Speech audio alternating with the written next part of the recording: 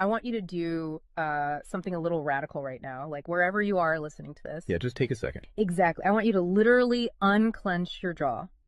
Just let it go. Drop your shoulders. Most of us don't even realize we're tensing up, you know? Right. And look, I don't care if you just finished, a grueling 12-hour shift on the hospital ward, or if you just stepped off a loud, dusty job site. Or even if you're just mentally exhausted from staring at screens all day long. Leave it at the door. It's over. You are officially entering quiet mode. So just take a deep breath. That's the baseline we need for this. It really is. And now I want you to look at the phone sitting next to you, or maybe the smartwatch on your wrist. Every single time that screen lights up, every time it buzzes, it steals exactly 23 minutes of your life. Welcome to the deep dive. It really is a staggering number to confront when you put it like that. 23 minutes Yeah. from one buzz. Yeah, because we tend to measure interruptions in like the seconds it takes to glance at a screen, right? Whoa! We completely ignore the massive cognitive debt we incur the moment we look away from our deep work. And that cognitive debt, that is exactly the central target of our mission today. Okay, let's unpack this. We are exploring The Sovereign Architect's Guide by Chillstar 08. Specifically, episode 6, which is titled Deep Work Dynamo, How to Finish Your Week in 4 Hours. Right. And if you remember in our last deep dive, we talked about installing drawing those boundaries and reclaiming your personal space. But clearing the space is just step one. It actually reveals a much deeper, much more intimidating problem. Yeah, the void. What are we actually supposed to be building in that silence we just fought for? Because if we don't have a blueprint, the noise of the world is just going to rush right back in to fill it. Oh, for sure. We have this natural horror of a vacuum. The second our schedule opens up even slightly, our instinct is to pack it with activity. We just have to be doing something constantly. Exactly. We are culturally conditioned to equate motion with progress. Yeah. But Chillstar 08 introduces a really brilliant distinction here. She talks about the trap of idling. I love this concept so much. Think about a car engine, right? Mm-hmm. The engine is running, the pistons are firing, it's burning through all this expensive fuel, making a ton of noise and vibration. But the car is in park. Yes, it isn't going anywhere, and that is what most of our daily quote-unquote busyness looks like. We feel incredibly productive because we are in constant motion. Right. You check a text message while you're sitting at a stoplight. Or you answer a quick email while walking from your car to the front door. You stare at a spreadsheet on your laptop while, your family dinner is sitting right in front of you, literally getting cold. And that right there is the illusion of productivity. You end your day feeling physically and mentally depleted because you were constantly doing something. So you didn't actually do anything that matters. Exactly. If you step back and evaluate your legacy, the deep, meaningful work, the art, the business strategy, the relationships. Right, the relationships that actually move your life forward. None of it progressed. You spent 8 hours idling. You were everywhere, which means you were truly nowhere. Man, that hits hard. And this brings us back to that terrifying 23-minute statistic from the research she cites. I don't want to just gloss over this. No, we definitely shouldn't. Because understanding the mechanism behind it is crucial. Why does a 5-second distraction cost us almost half an hour? It basically comes down to how our prefrontal cortex manages working memory. Your brain is not a computer processor that can just run multiple applications in parallel. Right. We can't actually multitask. Exactly. When you are doing deep work, say writing a complex proposal, your brain loads this massive fragile web of context into your working memory. Like holding all the pieces of a puzzle in your hands at once. Yes. You are holding multiple variables, ideas, tones all at once. So when your phone buzzes and you glance at a text from your partner asking about groceries, your brain is forced to execute a context switch. So it has to dump all the proposal data just to load the grocery data. It literally flushes the working memory buffer, yeah. It has to process the new rules and the emotions associated with that text message. Wow. And then when you turn back to the proposal, you cannot just pick up where you left off. Your brain has to laboriously rebuild that entire web of context from scratch. Oh, I hate that feeling. Were you just staring at the screen like, what was I even saying? Right. It has to retrieve the thread of your argument. Remember the tone you were using, recall the variables. That rebuilding process takes an average of 23 minutes of cognitive effort, And it burns a ton of energy doing that, right? massive amounts of glucose. That explains so much. I mean, that is why people hit 5 p.m. and feel physically exhausted, almost sick to their stomachs. Even if they've just been sitting in a really nice ergonomic chair all day. Exactly. They haven't been doing deep work. They've been doing cognitive gymnastics, just constantly flushing and reloading their working memory. They are burning fuel just to stay in park. So, okay, let me bring in what I like to call the transformer concept here. Because our focus is like an electrical grid. If you have, 50 browser tabs open, you are leaking energy as raw, unusable heat rather than concentrated light. That's a great way to look at it. So if we are all acting like our focus is this cheap renewable resource, how do we stop being what Chillstar '08 calls a subject to the pings of the world? I mean, how do we actually become the architect of our attention? Well, what's fascinating here is how she frames the philosophical shift we need. She says utility does not equal value. Oh, say that again. Utility does not equal value. Right. In the modern workforce, we have been completely conditioned to believe that being constantly available makes us valuable. Like if you answer a Slack message in 3 seconds, you're the hero. Exactly. You are praised as a good worker. Or if you jump on a Zoom call with like 5 minutes notice, you're a team player. But that is just utility. I mean, being highly available makes you a commodity. You're like a human router just passing information back and forth. And routers are easily replaced. True sovereignty, true value comes from being impactful. You simply cannot make a deep, lasting impact if your attention is constantly fractured by the agendas of other people. Yeah, when you operate like that human router, you are spending your finite, precious Mondays executing someone else's script. You're a subject to the pings of the world. Okay, so we know the biology of why this destroys our focus, and we understand the philosophical trap of, trying to be too available, but how do we actually fix the mechanics of our workday? We have to build the deep work dynamo. Right. So think of your attention like water pressure. If you poke 50 tiny holes in a garden hose, open browser tabs, email notifications, group chats. The water just trickles at the end. Exactly. You cannot wash a car with a trickle. You're just making the driveway wet. That's true. So the Dynamo Audit she lays out, it's about putting a high pressure nozzle on that hose. It narrows the opening to create a stream powerful enough to actually blast through the dirt. And the first step in that audit is auditing the physical environment itself. She calls it analyzing your signal to noise ratio. Okay, so visualize your workspace right now. She asks you to determine if it is a sanctuary or a transit hub. Let's be honest. Most of us are operating in transit hubs. A transit hub is a place of constant arrival and departure. People walking by, announcements over the loudspeaker, just a blur of motion. Yeah, and you can't build a legacy in a train station. But we need to push past the basic phones are distracting advice, right? Because our listeners already know that. Oh, absolutely. Chillstar '08's rule is much more brutal than that. She says if the phone is even sitting on your desk, even face down, it is acting as a parasite on your cognitive grid. A parasite, just by being in the room. The research supports this entirely, by the way. The mere presence of a smartphone in your visual field, even if it is completely powered off, measurably reduces your cognitive capacity. Because your brain is having to actively expend energy to ignore it, right? Exactly. It is running a background process that just keeps saying, don't check the phone, don't check the phone. That is energy being actively stolen from your primary task. So sovereignty literally begins the moment you physically remove the device from the room, put it in a drawer down the hall. Close the door. Make the physical environment quiet. But okay, let's say you've done that. That doesn't stop your own brain from creating internal noise, right? Like trying to juggle 5 projects at once. How do we fix the internal wiring? That brings us to the second pillar of the audit, which is the batch wiring rule. This directly addresses the danger of switching fatigue, which we touched on with that 23-minute penalty. Right, the cognitive glucose burn. Yeah. When we attempt to multitask, like writing a creative brief, then pausing to check inventory levels, then answering 3 customer service emails. And then trying to go back to the brief.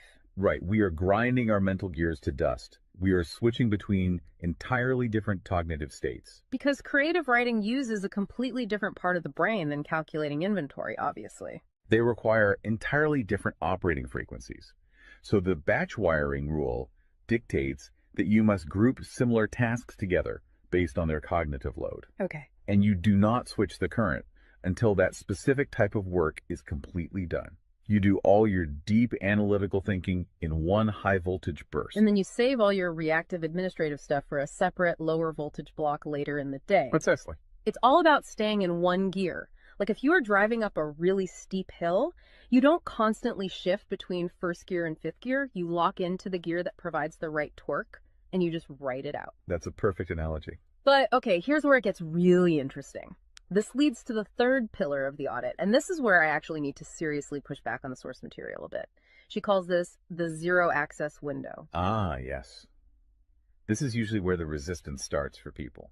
Because it sounds impossible for a normal person. She says you cannot just plan to be focused, right? You have to legally schedule it. You have to lock in one sovereign hour. Yeah, 1 hour where you are legally dead to the outside world. No boss, no family, no, hey, do you have a second for a quick question? Just you and the blueprint. It's extreme, yes. But let's do a reality check here. I mean, I see how that works for a solo digital entrepreneur or a freelance writer. But what about someone whose literal job description is to be available? Right, like an IT support specialist. Or a floor manager or a nurse on a ward or even, a parent at home with a toddler. How do they justify just vanishing? It feels like this advice only applies to a very specific, privileged type of worker. That is the most common and, frankly, the most valid hurdle to this entire system. But we really have to look at how the principle scales, and we have to look at the internal psychology of the worker. Okay, walk me through that. First, let's address the context of Chillstar '08's own life. She is not some solitary monk living on a mountain. She is a wife, a mother, and a grandmother. Oh, wow. Okay. Yeah, and she runs a luxury travel agency and a digital marketing business. Her entire professional and personal life is built around communication and client management. She probably receives hundreds of legitimate demands on her attention every single day. So she is really in the thick of it. She isn't just speaking from some ivory tower. Far from it. She implements the zero access window because of those demands, not in spite of them. Now, for the IT manager or the nurse, obviously, you cannot vanish while on active duty if your role is acute response. Right. You can't ignore a burning server or a patient monitor. Exactly. But the principle applies to the deep work surrounding the active duty, the scheduling, the charting, the strategic planning. Even in highly reactive jobs, there is legacy work that gets pushed to the margins. That makes sense. And the challenge isn't just logistical, it is deeply psychological. It's the internal guilt, isn't it? Yes, exactly. People feel like bad employees or bad parents or bad partners when they set a hard boundary. Yeah. We tie our entire self-worth to our responsiveness. We think, if I am not instantly available, I am failing them. Man, that is so true. We feel guilty for taking an hour to ourselves. But setting a zero access window is not about neglecting your family or your team. It is about condensing your high level work into massive, high impact bursts of energy so that you can actually be present later. Wow. Okay. Consider the alternative. If you don't carve out that absolute focus, you end up giving your family or your team partial fractured attention for 12 hours straight. Exactly. You are physically at the dinner table, but mentally you are drafting an email. Or you are sitting on the floor playing with your kid, but you're checking a Slack notification over their shoulder. You are trading constant low quality availability for scheduled high quality presence. It is entirely about communicating boundaries to protect the quality of the time you do give people. You tell your team, look, I am going offline for 60 minutes to finish this crucial report. If the servers literally catch fire, call this specific emergency number. Otherwise, I will address all questions at 11:00 a.m. Right. You aren't vanishing to hide. You are vanishing to get the work done efficiently so you can actually live your life. Which brings us to the ultimate why behind this entire system. Because once you fight through that guilt, once you build this 4-hour fortress, you have to know what it is all for. It's not just about becoming a hyper-efficient robot. No, because if you use these tools just to do more of your boss's busy work or to take on 3 more stressful projects, you have entirely missed the point. You are just speeding up the treadmill. If we connect this to the bigger picture, the destination we are driving toward is a concept she calls passive magnetism. Okay, break down passive magnetism for us, because it sounds a bit abstract. Think of it as the gravity your work generates when it is undeniably good. Most people operate with active desperation. They are loudly networking, constantly posting, aggressively chasing clients or promotions. Just relying on sheer volume to get noticed. Right. Passive magnetism is the exact opposite. It is the ability to attract results, clients, wealth, legacy, or respect through the undeniable quality of your deep work. Because you actually took the time to build something substantial rather than just talking about building it. Yes, when you engage the deep work dynamo, you produce work so concentrated and so valuable that it acts as a magnet. You don't have to chase the market comes to you. And the ultimate prize of achieving that passive magnetism isn't just more work. The prize is time. Time is the ultimate currency. The dream of the sovereign architect is to finish an entire week's worth of business output in just 4 hours. You do this high voltage work often while the rest of the world is literally still hitting the snooze button. You free up the remaining hours so you can go be a traveler, so you can be a creator. So you can be a fully engaged grandparent like Chillstar 08. Exactly. She frames it beautifully in the source text. She says, we wire for silent so we can live in volume. Oh, I love that. We embrace the discipline of the quiet fortress so that our actual lives can be loud, vibrant, and fully experienced. We are finally taking control of the dial. But, making that shift from a frantic, reactive employee to a calm, sovereign creator requires a massive shift in identity. You have to tune your mind before you sit down to do the work. It is really difficult to just sit down at a desk and instantly command your brain to perform deep work, right? Especially if you've spent the last hour navigating traffic and listening to the news. You need a transition ritual to cross that threshold. And Chillstar 08 provides something for this transition called the Chillstar's Creed. It is designed to be a grounding frequency. It really centers you. Yeah, so I want you, the listener, to use this. I want you to imagine a slow, steady heartbeat in the background. Just a deep, resonant 528 hertz frequency. Just let the frequency of these words settle into your mind before you initiate your deep work. Ready? Take it in. I am grounded in peace. I am reaching for my stars. My light is my own. I am a star and I will shine bright. I will reach for the sky. I release what was. I embrace what is becoming. Using a creed like that is just such a powerful behavioral trigger. It really shifts your state. When you speak those words, even just internally, you are consciously reminding yourself that your light, your focus, your energy is your own. It does not belong to your inbox. This does not belong to the algorithm. Right. You are releasing the frantic energy of the morning and embracing the sovereign focus of the architect. So we always want to translate this high-level theory into ground-level reality for you. We don't want you to just listen to this and go right back to idling. Definitely not. Here's your 1% install. This is your micro-win to take action on this deep dive immediately. Tomorrow morning, before the world starts demanding your attention, before you check a single news site or open your email, I want you to set a timer for exactly 60 minutes. Put your phone in another room entirely. Yes, physical distance. Do not open any extra browser tabs. Pick one legacy task, just one, and flip the switch on your very first sovereign hour. And be prepared for it to feel incredibly uncomfortable at first. Your brain will crave the dopamine hit of a notification. Oh, you will feel an almost physical itch to check your messages. But if you can sit in that silence, if you can endure that initial friction, you will watch the dynamo start to spin. You will enter that flow state, and the old blueprints of hustling and grinding will be completely burned away.